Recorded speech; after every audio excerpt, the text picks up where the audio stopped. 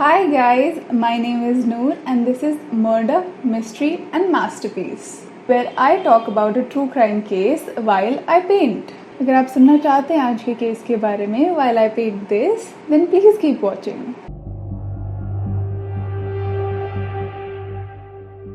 तो हमारी आज की कहानी शुरू होती है यहाँ से।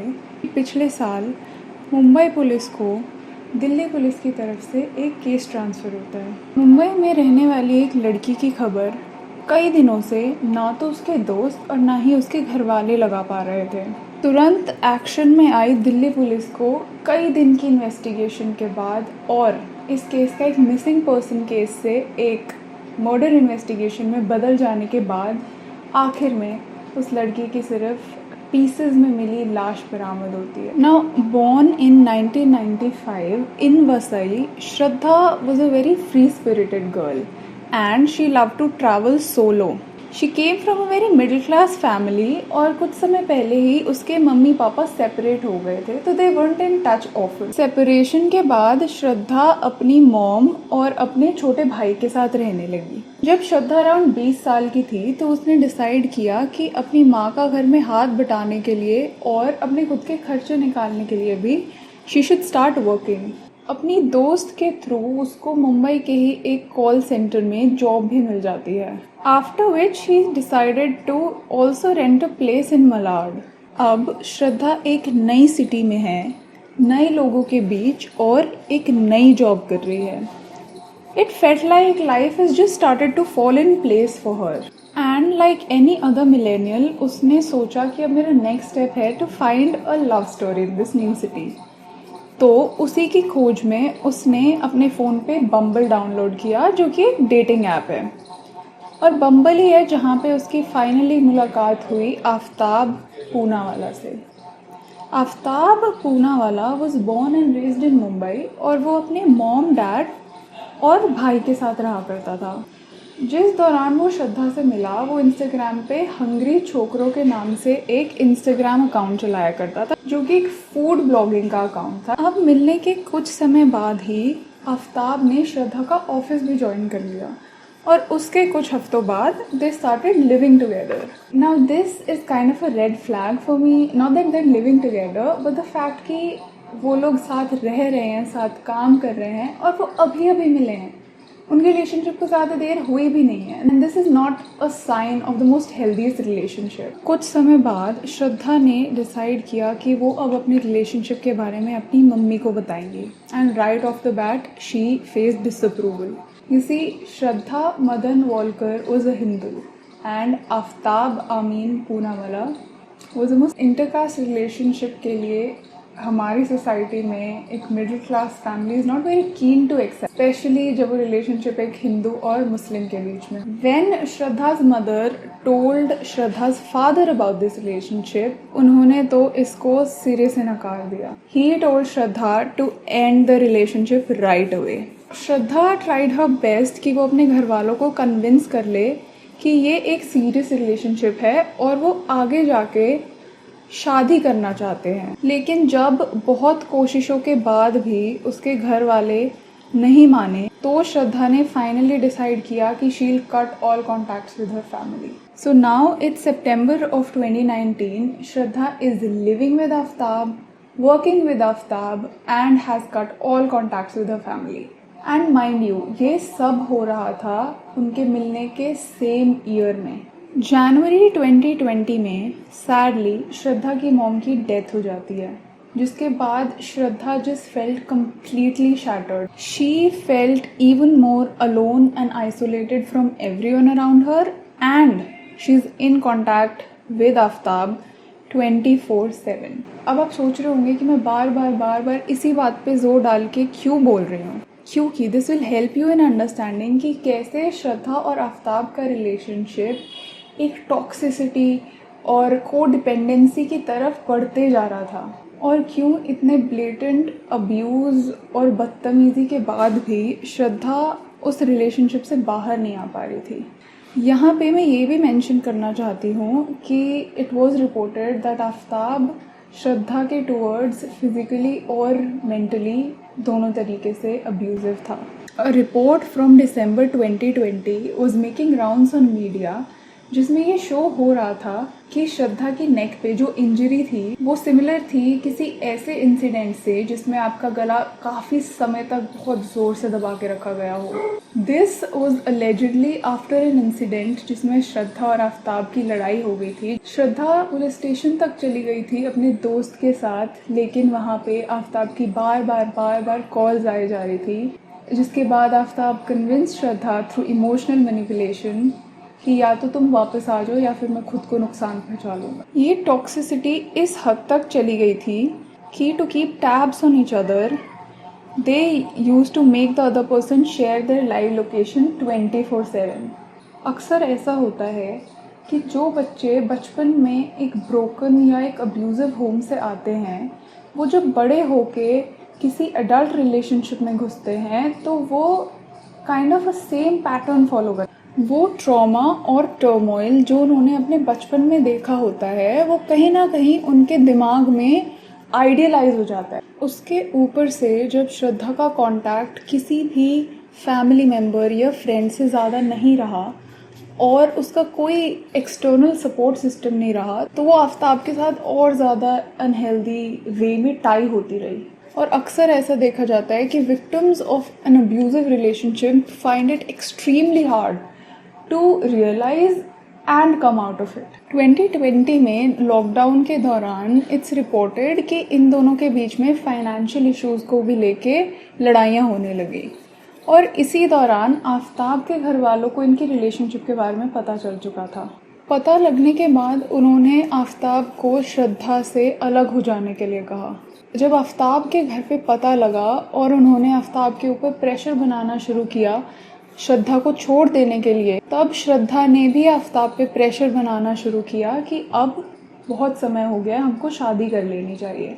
इस टॉपिक को लेके भी दोनों के बीच में बहुत लड़ाइयाँ होती थी, लेकिन फिर फाइनली इन मार्च 2020 आफ्ताब ने श्रद्धा को एक प्रपोजल दिया कि let's move out from here, यहाँ से सबको छोड़ के हम दिल्ली शिफ्ट हो जाते हैं, एक दूसरे को एक फ्रेश स्टार्ट देते हैं। Now you might think this is a good sign, but it was far from it. Delhi move होने से पहले उन्होंने डिसाइड किया कि वो 2 महीने के लिए किसी हॉलिडे पे जाते हैं, जिसके लिए वो लोग हिमाचल प्रदेश गए। इस ट्रिप की पिक्चर्स श्रद्धा ने अपने इंस्टाग्राम पे भी पोस्ट की थी, जो कि अब उसकी लास्ट पोस्टेड इमेजेस हैं। इस ट्रिप से आने के बाद वो लोग दिल्ली के छतरपुर महरौली एरिया में शिफ्ट हो गए। इवन दो मुंबई के उनके अपार्टमेंट की जो लीज थी वो अगले 2 महीने तक ख़त्म नहीं होने वाली थी, जिसका मतलब है कि वहाँ दिया हुआ डिपॉजिट वो लोग लूज कर रहे थे। अब अलेजिडली मेरे ओपिनियन में हिमाचल के ट्रिप से और दिल्ली मूव होने से पहले ही आफ्ताब ने श्रद्धा को मर्डर करने का प्लान बना लिया था। इसीलिए even though they were having fights over financial issues, but they decided to still lose the deposit Delhi shift होने के लिए। तो आई एम श्योर एक नई और खुश ज़िंदगी का सपना दिखा के श्रद्धा को आफ्ताब ने कन्विंस कर लिया था टू मूव टू दिल्ली। श्रद्धा के कुछ दोस्तों को इस बात का पता था कि वो आफ्ताब के साथ दिल्ली शिफ्ट हो रही है। अब जिन दोस्तों के साथ श्रद्धा पूरे दिन बात किया करती थी, उनसे उसकी बात बहुत कम हो गई थी, and after a while call से वो सिर्फ उनको टेक्सटिंग पे आ गई थी। और जून में तो वो टेक्सटिंग भी बंद हो गई, जिसके बाद उसके दोस्तों के दिमाग में बहुत ख्याल आने लगे, उनको उसकी चिंता हुई। तब उन्होंने डिसाइड किया कि उसके पापा को कांटेक्ट करते हैं। अब श्रद्धा के पापा को कांटेक्ट करते ही फाइल्ड अ पुलिस रिपोर्ट। श्रद्धा के पापा ने पुलिस को आफ्ताब और श्रद्धा के बारे में भी सब कुछ बता दिया था। Police traced Aftab in Delhi and contacted him. Through out the investigation Aftab ने बहुत ही कोऑपरेटिव बिहेव किया पुलिस के साथ। जो भी सवाल उससे पूछा जाता था वो उसका अच्छे से जवाब दे देता था इंग्लिश में। तो पुलिस को भी कहीं ना कहीं ये लगा कि श्रद्धा के डिसअपियरेंस में आफ्ताब का हाथ तो नहीं होगा। आफ्ताब ने पुलिस को ये भी बताया कि श्रद्धा कुछ दिन पहले ही उससे ब्रेकअप करके किसी और लड़के के साथ वहाँ से चली गई थी। ये सुनने के बाद पुलिस को लगा कि ये सिर्फ एक जिल्टेड लवर है और इसको इतना परेशान करना सही नहीं है। तो इसके बाद पुलिस ने श्रद्धा के दोस्तों से, लैंडलॉर्ड से इधर उधर और ज़्यादा पूछताछ करी। अब इस तहकीकात में जो आफ्ताब की स्टोरी थी कि श्रद्धा किसी और के साथ भाग गई थी, इसमें 2 लूप होल सामने आए। पहला ये कि जो आफ्ताब ने टाइमलाइन दी थी कि श्रद्धा इस समय चली गई थी और तब से मैं उसके राब्ते में नहीं हूँ, उसी दौरान श्रद्धा के बैंक अकाउंट से आफ्ताब के बैंक अकाउंट में 52,000 का ट्रांसफ़र हुआ था। और सेकंड लूप होल तब आया जब उनके लैंडलॉर्ड से बात करने के बाद ये पता चला कि उसी दौरान तो उसके लैंडलॉर्ड ने भी श्रद्धा को देखा था। तो इसके जवाब में आफ्ताब ने ये बोला कि उसके पास श्रद्धा की सारी बैंक डिटेल्स थी and Shraddha owed him money, तो उसने ये ट्रांसफ़र खुद कर लिया और लैंडलॉर्ड को कोई गलत फहमी हुई होगी और उसने किसी और को देखा होगा जिसको उसने श्रद्धा के लिए मिस्टेक कर लिया। लेकिन इस पूरी कहानी में सबसे शक वाली कड़ी पुलिस को आफ्ताब ही लग रहा था। तो पुलिस ने आफ्ताब पे थोड़ा और प्रेशर डाला एंड ही फाइनली क्रैक्ड। उसने फाइनली पुलिस के सामने ये एडमिट किया कि उसी ने श्रद्धा का मर्डर किया था, उसका गला घोंट के। आफ्ताब ने पुलिस को बताया कि एक रात श्रद्धा ने आफ्ताब के फ़ोन पे बम्बल देख लिया था, जिसके बाद दोनों में बहुत भयंकर लड़ाई हुई और आफ्ताब ने श्रद्धा का गला दबा के उसका मर्डर कर दिया। आई पर्सनली थिंक अलेजिडली कि ये इतना आसान नहीं था। मुझे लगता है कि ये मर्डर प्री मेडिटेटेड था।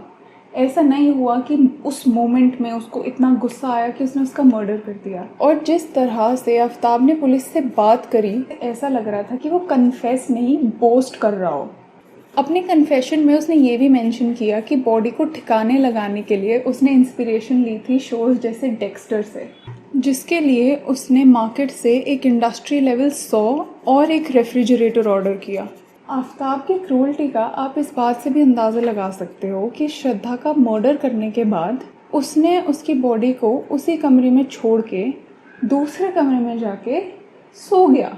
अगले दिन उसने श्रद्धा की बॉडी को बाथरूम तक घसीटा और शावर के नीचे रख के 100 से उसकी बॉडी के टुकड़े करने शुरू कर दिए।